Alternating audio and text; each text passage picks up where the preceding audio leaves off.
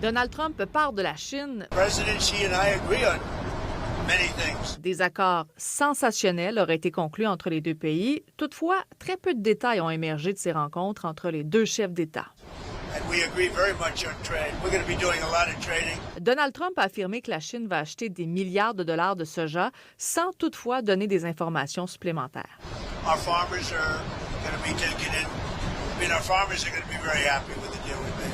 La Chine devrait aussi acheter 200 avions Boeing. Le président chinois Xi Jinping a parlé, lui, pour sa part, de consensus entre les deux puissances du monde. Mais qu'en est-il des enjeux importants comme le conflit en Iran et le blocage dans le détroit d'Ormuz? La Chine a intérêt à ce que le détroit d'Ormuz soit réouvert.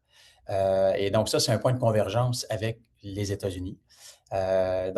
Trump a dit essentiellement à Xi Jinping, parle aux Iraniens, essaie de les amener à voir les choses comme nous les voyons pour qu'ils mettent de l'eau dans leur vin. Mais au-delà de ça, on ne sait pas trop. La situation de Taïwan demeure un enjeu très délicat entre les deux pays. Le président chinois a d'ailleurs dit plus tôt cette semaine que si la question de Taïwan n'était pas bien traitée, ça pourrait entraîner un conflit entre les États-Unis et la Chine.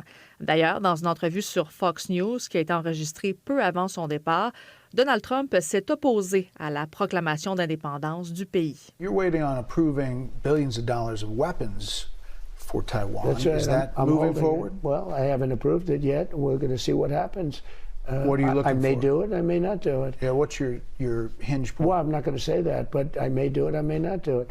But we're not looking to have wars, and if you kept it the way it is, I think China's going to be okay with that. But we're not looking to have somebody say, let's go independent because the United States is backing us. Ce voyage, le premier d'un président américain en Chine depuis 2017, aura-t-il servi à renforcer les liens entre les deux pays? Mais c'est vrai que des rencontres directes entre les deux dirigeants, surtout à une période aussi critique que celle que nous traversons, là, où la Chine est en pleine ascension, puis où l'administration Trump maille à partir avec la guerre au Moyen-Orient, mais est en train aussi de s'aliéner tous ses alliés à peu près là, en Occident. C'est un sommet important. Maintenant, encore une fois, il faudra voir ce que tout ça donnera. Dans tous les cas, Donald Trump a invité Xi Jinping et sa femme à Washington au mois de septembre prochain. Sabrina Rivet pour Nouveau Info.